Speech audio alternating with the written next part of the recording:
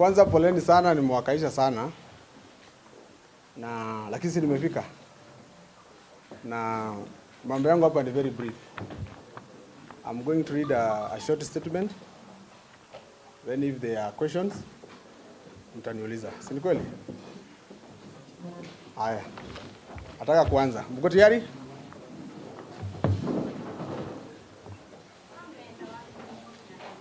Watu watulie. Nani ajeset?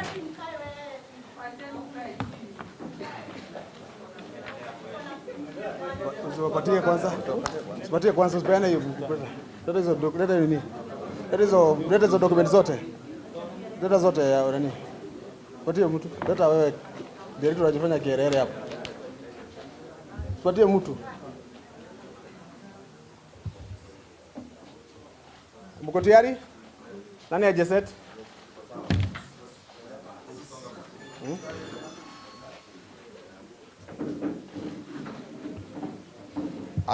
I'm going to start.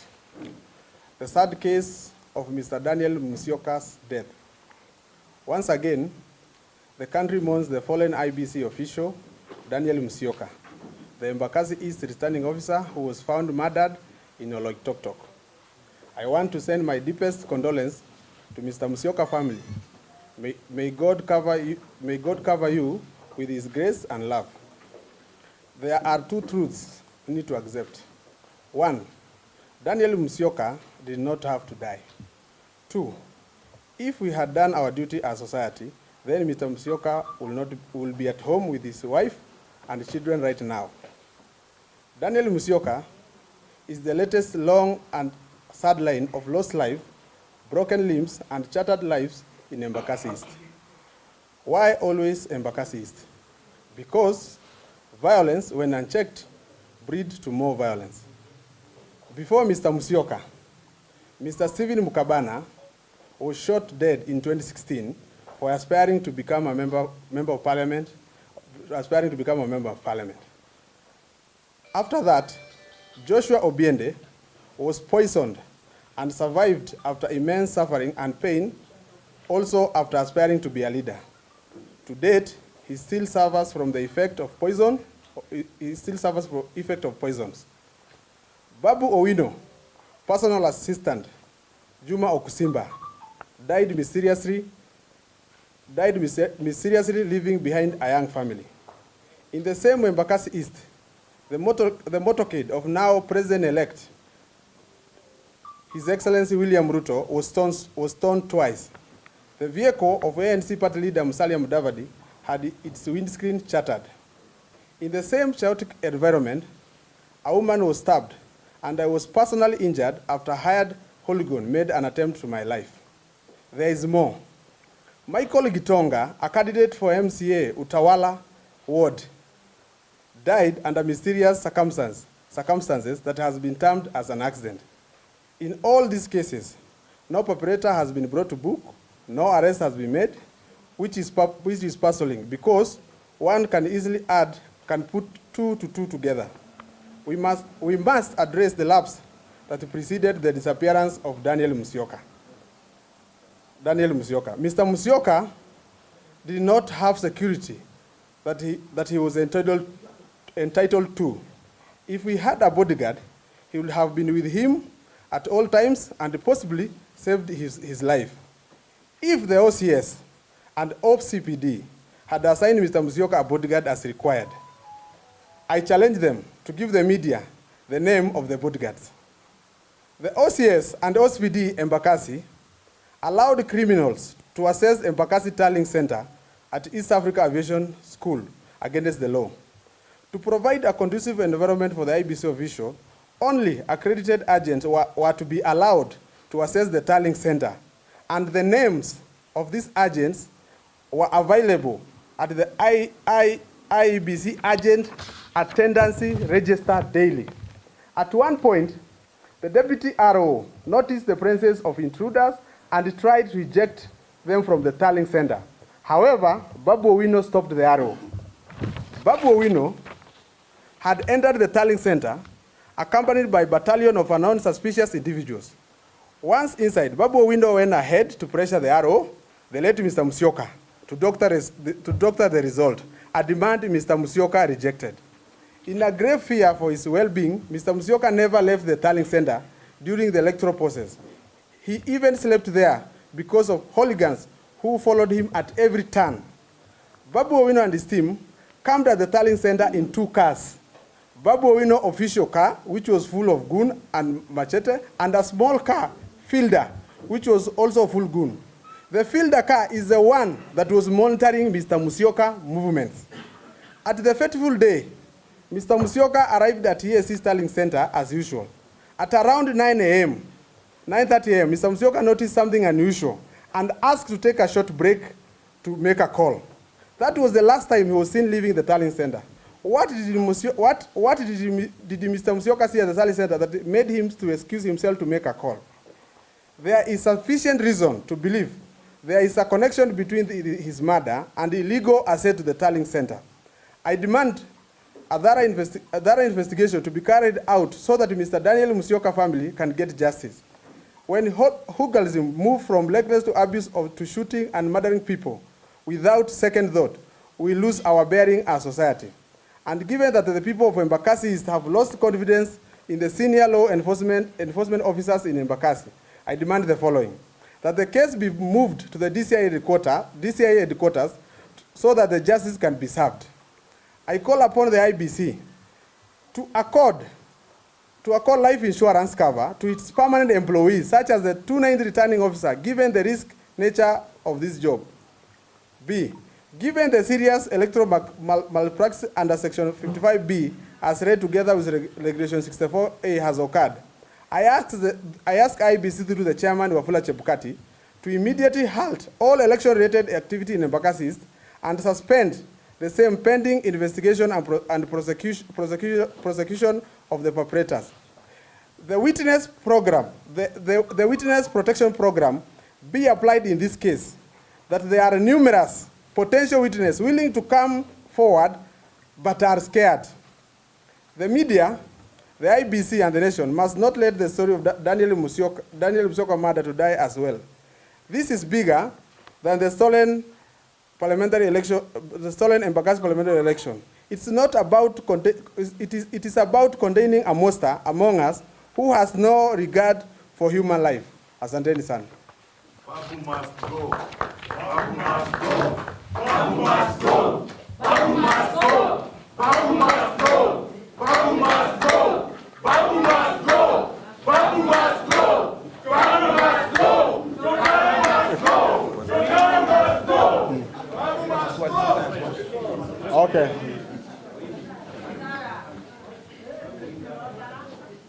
Anyone who has a question? Yes, Ben Krui. I take a question.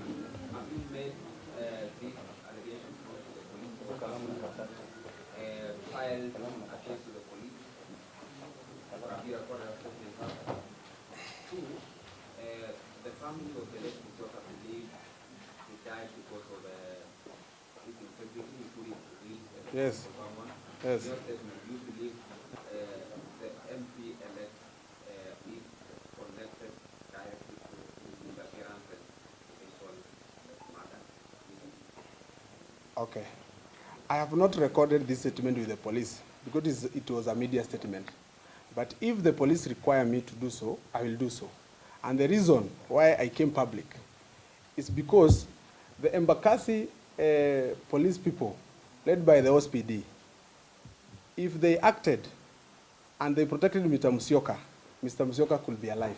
That's why I'm requesting this case be taken to CID headquarters. Because there are so many people willing to talk, but they are scared. Number two, Mr. Musyoka, all the candidates, including my friend here, Mr. Omwenga, he was a candidate for parliamentary seat. Mr. Musyoka was a straightforward man. He's a man you cannot compromise. But I believe he was killed because Mr. Musyoka had noticed a lot of allegations from the POs from the polling station. And he had told them, actually, there in the tallying center, that most of them belonged to jail because of what they had done. So Mr. Musyoka was specifically killed because of the election. Nothing else. Okay, my name is Francis from K24. I've heard you mention about two cars, Babu and Africa. I don't know, do you have the number of plates of those cars? Then another question, have you raised the issue of the rigging allegations within embassies to the IEBC? You don't know the leaking allegation. If I had to follow, if there is a leaking allegation, there is a channel that I'm supposed to follow. I'm supposed to file a petition within 28 days. I'll file. That is another channel. But what we are dealing with it today is at the matter at hand of Daniel Musyoka. Okay? Na mimi nataka kuambia ile mambo imefanyika Embakasi East. Haijaanza leo, ilianza 2016. Hii mambo yote nimesoma hapa. Ingechunguzwa ile wakati na iweze kuchukuliwa hatua, pengine Daniel Musyoka hange kufa. Kwa sababu kuna aspirant wengine ambao tulisimama nao 2017 ambao hawakufika kwa debe. Kuna wengine 2017 hata sikia voting alivoti kura akiwa hospitali. Nyinyi umeona watu ya media. Ile violence imekuwa Embakasi East. Embakasi East imekuwa one of the constituency ambayo imekuwa flagged of violence. Deputy President, now President elect, alipigwa mawe mara 2 kule Jakaranda. Na hata mimi mwenyewe nilipigwa mawe na kuna mama baka alichomwa kisu. Na hata wale vijana ambao walifanya hiyo kazi na wanajulikana hawajeshikwa na walikuwa tallying center. Walikuwa tallying center. Kitu kingine, Mr. Musyoka kama constituency returning officer alikuwa akuwe na entitled to police officer ambaye anamguard every time wakati anaenda. Mr. Musyoka, I can confirm hapa leo, mkitoka hapa mwende mpate OCS mama ako hapo Embakasi. Aseme ni ofisa mgani aliyasainia Musyoka wakiwa na OSPD wa kumchunga akijua Musyoka anaenda hapa, anaenda hapa, anaenda hapa. Mr. Musyoka hakuwa na bodyguard. Na mimi na suspect polisi wa OSPD na OCS wanajua mahali Mr. Musyoka, who kidnapped Mr. Musyoka, na eventually he died because hata ukiangalia familia yake ilisema Mr. Musyoka nimerudia hapa. Mr. Musyoka mimi nimekuwa candidate. Na ile mara mimi nimeongea tarehe 9 tukipisikia election niliongea na Musyoka kwa sababu nilipiga kura asubuhi. Nikamwambia shida yenye mimi naona, akaniambia Mureithi uko sawa, nikamwambia niko sawa. Mr. Musyoka hakuwa na entertainer hata aspirant sisi kuingia kwa ofisi yake na wako hapa, they can confirm. Ofisi yake ile ya aviation, mimi mwenyewe I was a lead candidate, lakini mimi sijaingia kwa ofisi yake kwa sababu hakuwa nakubali mambo ya shortcut. Na wakati ile kura zimeanza za tallying za Embakasi, Mr. Musyoka was very firm. Babu Wino aliingia pale akamwambia mtangaze. Returning officer akiwa pale akamwambia wacha nifanye kazi yangu, mimi nitamaliza. Wakasema anafanya polepole, atangaze haraka. Returning officer, wale POs ambao sasa hiyo kama ni mimi nitapeleka petition. POs wengi ambao walifanya hii election walifungia makaratasi ya zile zilizoitwa 34B kwa mabox.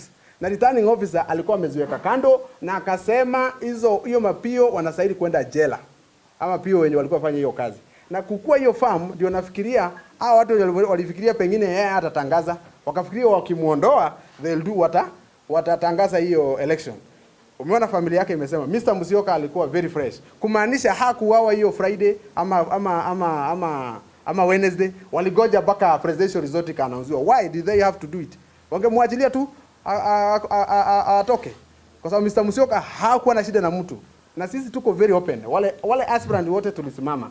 MP, mimi, Omwenga na Mr. Ogada wote. Tuko tayari kucooperate na police ku make sure hii kitu ya Embakasi ikuwe ya mwisho. Kwa sababu Embakasi hatuwezi kaa hivi. Every time Embakasi is the news for the wrong reason. On the wrong reason. Tukianza hapa tunamalizia hapa. Embakasi tuko on the media of the wrong reason. Na ukiangalia Embakasi imemulikwa sana. Na hii kitu ya Musyoka ndio nimeomba IBC. Kwa sababu IBC nao wako na permanent staffs wao kama Mr. Musyoka. 290 RO. Hawana life cover. Mr. Musyoka amekufa, ameacha familia. What will happen after that? Hata watu wengi, kuna vijana wengi hapa wanaweza taka kuapply kazi ya RO. Watakuwa na ugumu kwa sababu sasa hiyo kazi ni very dangerous, very risky kufanya kazi kama hiyo.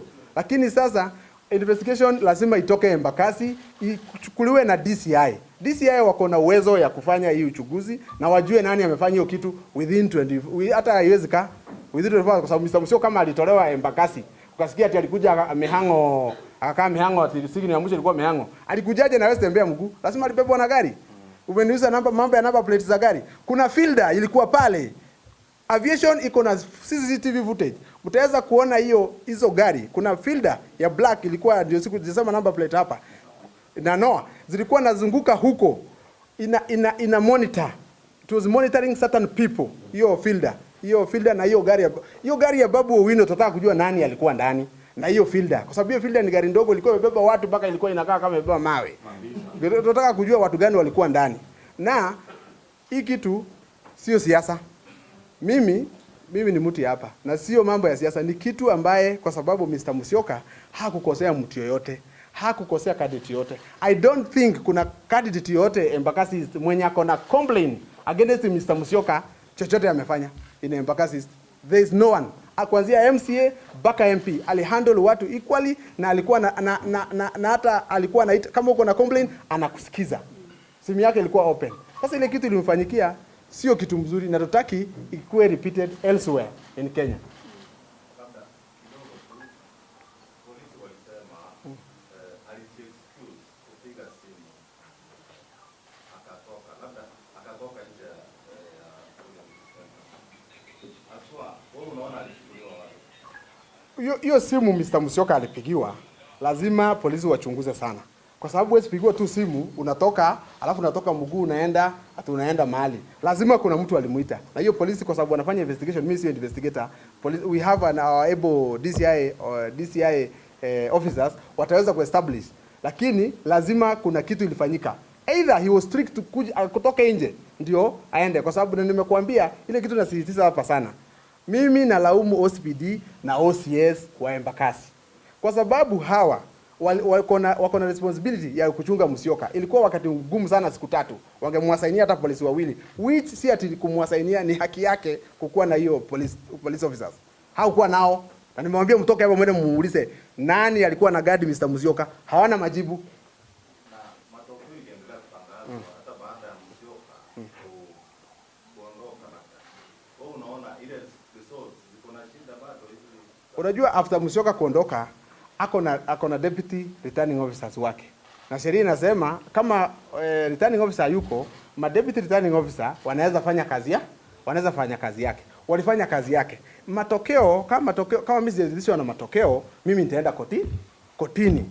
Ile kitu iko hapa sasa kwa sasa tumalize hii mambo ya nani?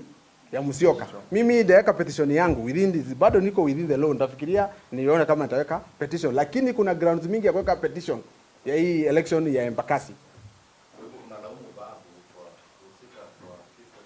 Mimi nalaumu Babu Owino kwanza na polisi wa Embakasi. Mr. Musyoka alikuwa ametuambia sisi aspirants mtu atume agent wake ambaye kwa tallying center ya hapa aviation. Hawa walienda wakahijack the tallying center. Na nimesema hapa kwa my statement, the deputy returning officer mmoja wa Mr. Musyoka alinotice kuna suspicious people walikuwa wamekaa hapo tallying center. Akaamuka na ile register, akajaribu ku-eject au kutoka kwa tallying center. Babu Owino akakataa. Ilikuwa tarehe 10 Wednesday. Akakataa. Hiyo kitu ilianza Wednesday.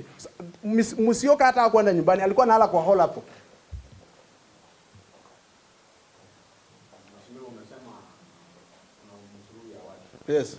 Yes. Ile span nimesema ni kutoka 2016. Mimi nilianza kusimama kiti ya mjumbe 2017. 2017 nikikuwa natafuta tikiti ya Jubilee, kulikuwa na aspirant anaitwa Mukabana, alikuwa anatafuta tikiti ya ODM.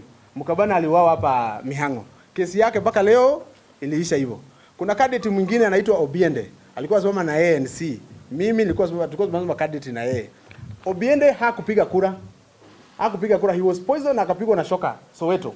Mpaka leo Obiende amekuwa kama wasimu mpaka leo. Embakasi sisi imekuwa na mambo ya violence kutoka hiyo wakati. Na hiyo wakati unakuta hata sasa tunaongea na nyinyi. Ndio mimi nakwambia police station ya Embakasi. Kuna vijana wako jela saa hizi ambao wastahili kuwa jela kwa sababu ya siasa. Wako industrial area, wamewekewa attempted murder, sijui robbery with violence, hata kuna vijana wengine nimeona hapo wamewekwa robbery with violence na Babu Owino.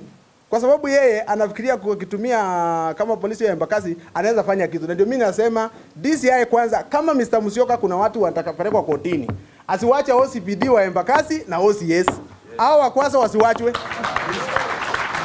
Wasiwachwe kwa sababu hawa ndio the breed ya hii kitu. Hawa ndio breed ya hii kitu. Baka hiyo siku ya election walikuwa wamepatia Babu na uzio wengine maaskari walikuwa tembea nao kwa Noa. Wanapatia kufanya kazi gani? Hawa wawili kwanza waseme, wasidanganyane, waanze kufunika, waseme Musyoka, bodyguard walikuwa chunga Musyoka ni nani? Kwanza tuanzie hapo. Swali lingine? I have my worthy competitor Mr. Omwenga hapa angetaka pengine kuongea kitu.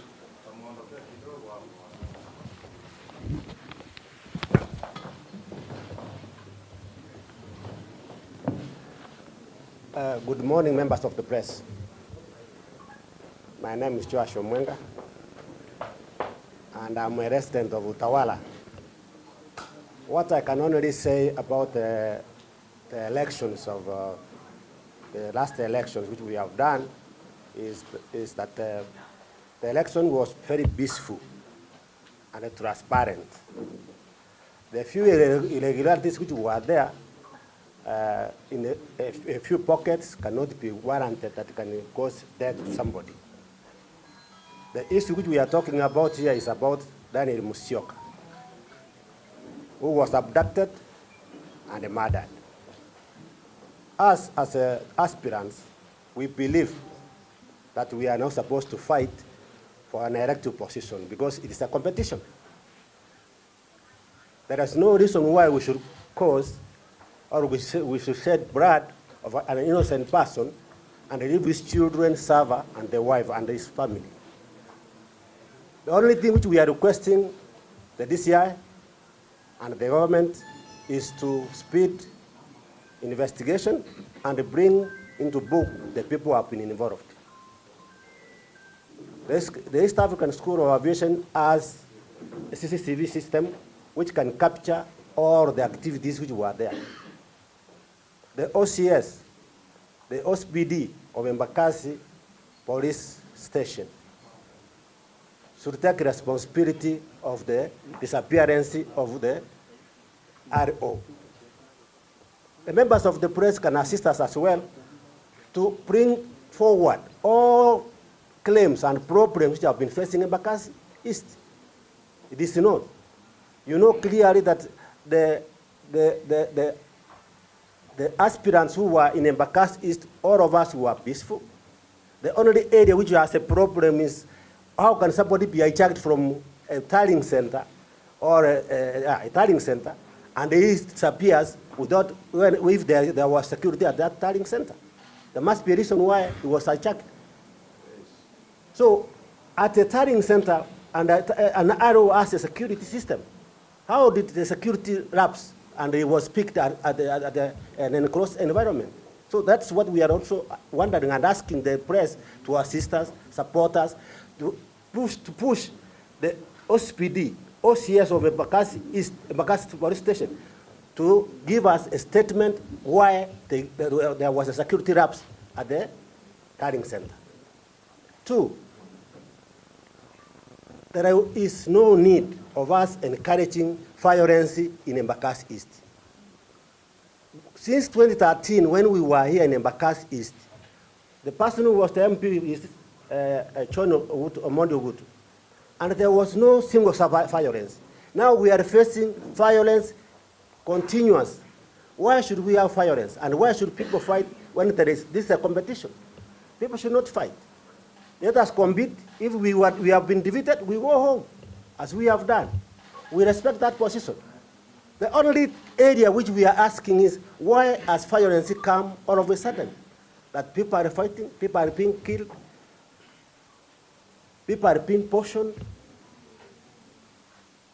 We are requesting as a family of Embakasi East that the person who was killed, Daniel Musyoka, be also arrested and be brought into book. Thank you so much.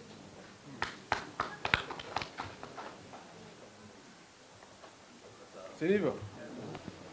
Yes, all members of the press, we want to thank you for this opportunity, for coming here. There's a few things we want to address as a Utawala ward leaders. Number one is the unfortunate death of one of our candidates, anaitwa Michael Gitonga, T&D candidate, who caused the Independent and Electoral Boundaries Commission to suspend the elections in Utawala ward to now, after 90 days, of which we have not been given a date. And unfortunately, it is very unfortunate that the candidate died and he caused the suspension of elections. But now we are calling for IEBC to speed up the process of giving us an election date, of giving us a date where we can do the by-election, and give us the date when we can start campaigning and make sure that those processes are hastened. Number two, we want to address the death of one Mr. Michael Daniel Musyoka, the returning officer of Embakasi East constituency, who disappeared and was found dead and tortured in Oloitoktok.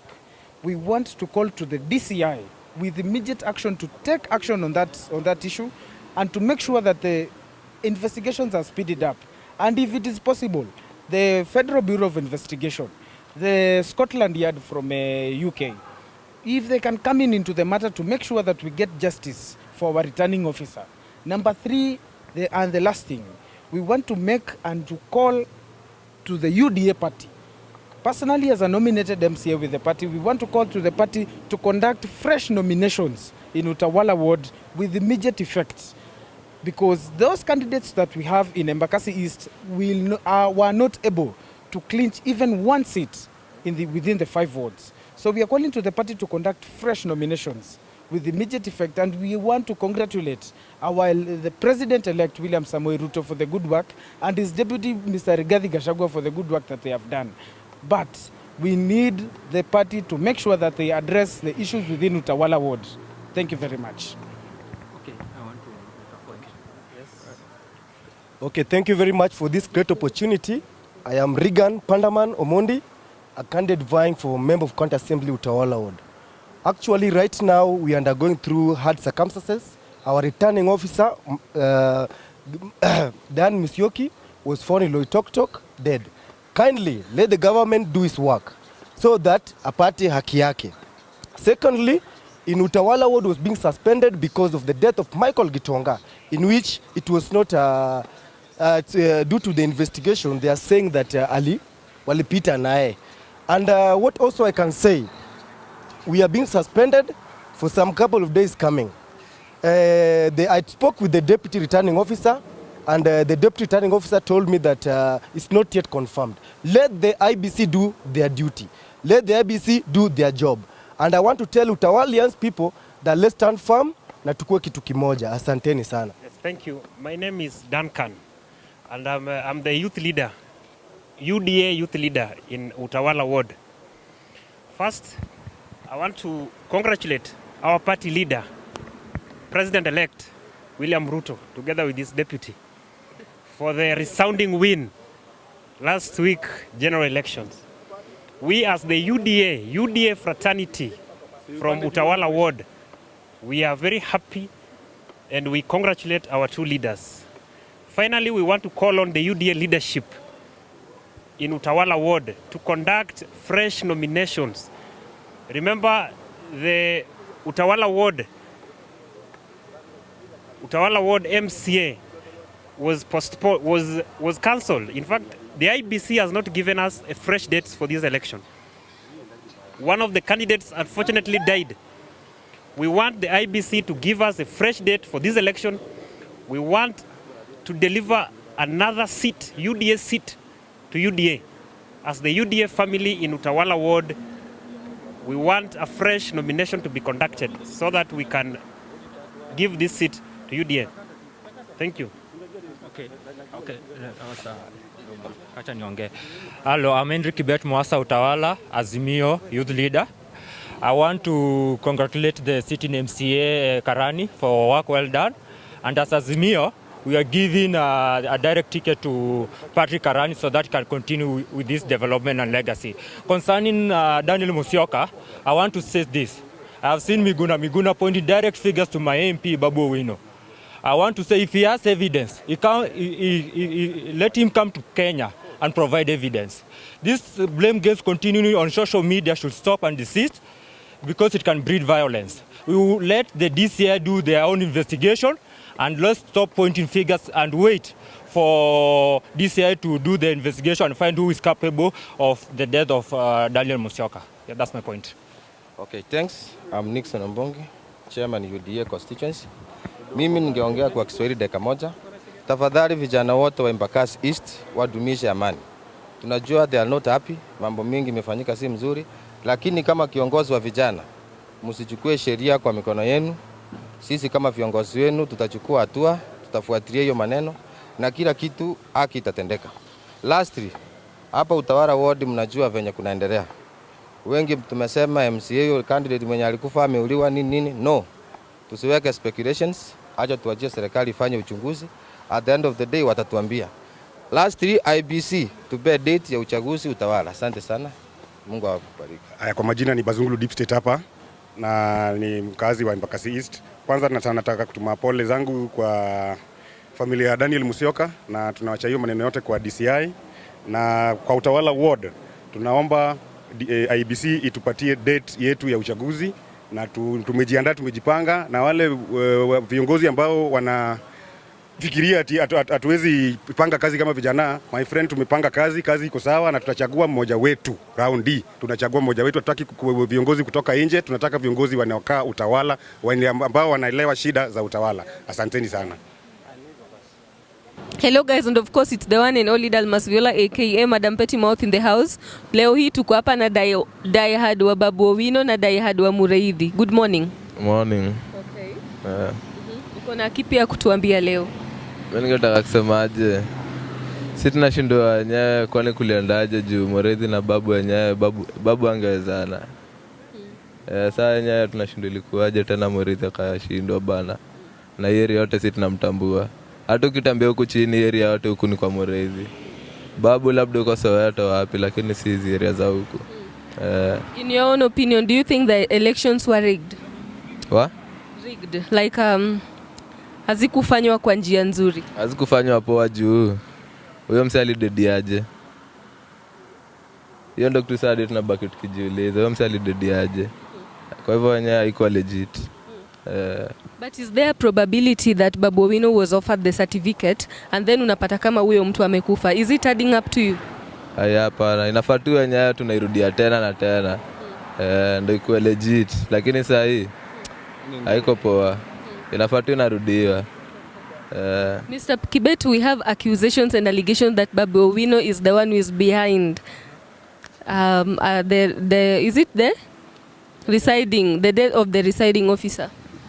Okay, the returning officer, first of all, I want to state that Daniel Musyoka used to work at Tok huko. Alikuwa returning officer akapigwa transfer hapa hivi. So one thing, you don't know if he had deals in Tok kwa sababu alipatikana huko na huko ndo alikuwa anafanya kazi. Second question, IBC, Chebukati. Why was Daniel Musyoka transferred to Embakasi East? Then, why these numerous phone calls? Why didn't he record a statement at the police station or record a statement with the IBC or record a statement with DCI concerning these numerous calls he was being given? Because huyo mtu alikuwa anakaa wasiwasi. Mpaka tunamwambia wewe rudi tupige hesabu, ako tu nje. Kila sana anashinda kutoka nje. Sasa vile alitoka wale walimbeba tujui. Because I was with Babu at the tallying center all that time and we were with the agents at the tallying center. How he disappeared from the station, we don't know. And maybe from our perspective is that guy wanted to rig election. But because Babu was there from 6 a.m. mpaka hata Babu alilala huko, tukakula pizza na yeye. Hakuna kitu Babu alitoka kama watu wake wote na security yake wote tulikuwa huko ndani. Hakuna vile watu wange rig election. Because kuna ballot paper boxes mbili zililetwa na pickup. Tukakataa. Kwa nini na zile ballot papers zilikuwa zinaletwa na forward from the polling station to aviation. So hizi ballot paper mbili zilikuwa zinaletwa na pickup na zilisaulika wapi. So they wanted to rig the election but wakalemewa. So I think this guy just excused himself because alishindwa kutekeleza kenye alikuwa afanye. kama ule returning officer wa Starehe constituency mwenye alikuwa analeta 30,000 ballot mark papers ndo ingishe kwa the other ballot boxes. So they wanted to rig maybe. That's my perception. But wakalemewa. So mtu kama amepatiwa pesa kama 10 million ameshindwa kurig, si atajipoteza ama atapotea ama atalipia. So hii mambo ya returning officers wanafaa kuwa vetted, hizo simu zao zikuwe vetted by DCI. Wajulikane kwa nini hao returning officers wanaji-involve na malpractices za election fraud na election stealing. Because Starehe constituency Aro alishikwa na tukampeleka Central Police Station na tulikuwa na Junet huko na Sifuna na huyo madam alikuwa na pre-marked ballot papers, walikuwa wanataka kustaff kwa hizo ballot papers zingine.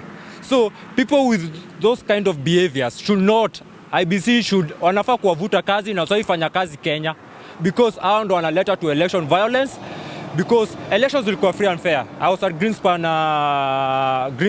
Mall, I was sergeant for Stazo Mungala na tulishinda. Na hata tukisema turudie, tulikuwa tunashinda na times 2. Mureithi akipata 111, silikuwa tunapata 324. Akipata 90, silikuwa tunapata double that. So, hata wakikurudia tu hapa Embakasi, Babu Wino was delivered. And hata Ruto akuja simame hapa hivi, tutamshinda times 2. That's my statement. And maybe just to ask, Ivan from Ivan the Street Captain TV. And kuuliza like, pale Mureithi, according to Mureithi's statement, alikuwa anasema kwamba Babu Wino aliingia pale na magoons and kidogo pale ndio like Daniel Musyoka akapotea. So would you say like is there involvement ya magoons na one thing is East African School of Aviation has a CCTV to the entrance in the entrance kuna CCTV, everywhere kuna CCTV. You know, if you see a well-bodied man ameunga unasema ni goon, that's bad. Kule mtu kama amejaza kifua anaenda gym, ako security, imanishi yeye ni goon. Yeah. And most of those people tumekuwa nao ni watu tumekuwa wako kwa ofisi na wanakuwa wanatembea na mheshimiwa. So I don't know what prescription do you label a person a goon. Everybody is a Kenyan and everybody is a voter, na hata wale watu wote walikuwa hapo, CCTV images inaweza onyesha the jina zao walikuwa agents na jina zao zilikuwa kwa list ya IBC. Yeah. All right, you've stated that you were with Babu Wino. Yeah. Did you see or did you spot the stated fielder? There was no fielder. The only car that was there at belonging to Babu Wino ilikuwa ya the official car.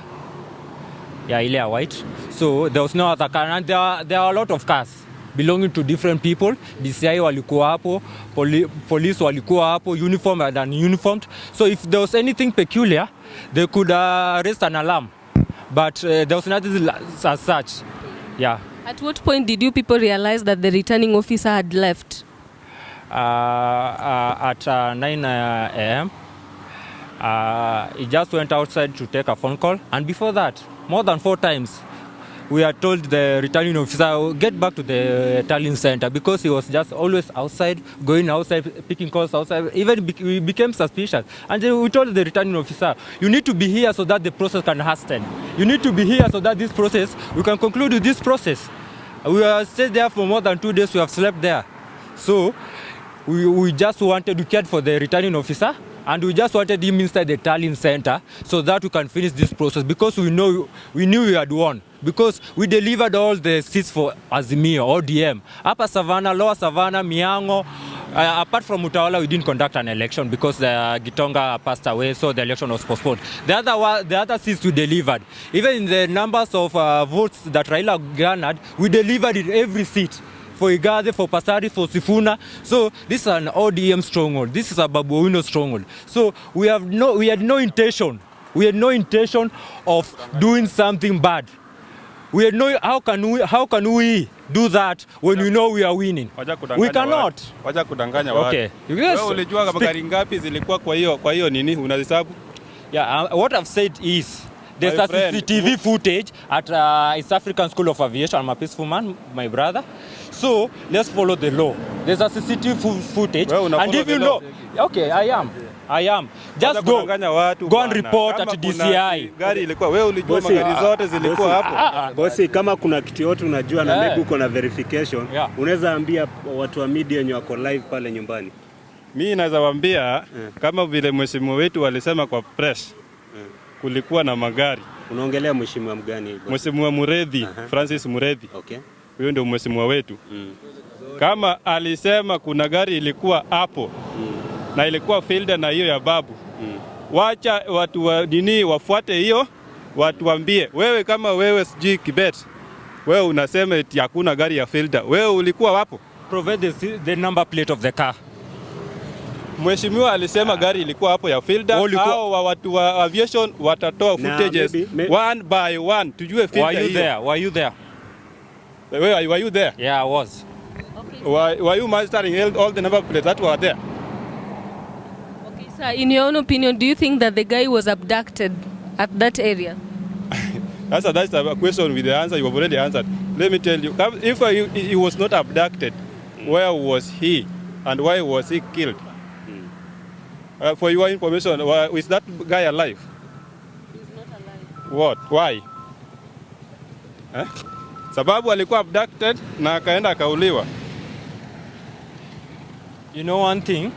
Those phone calls zilikuwa zinatoka wapi? That's the first question. Yes, that we should be asking that question.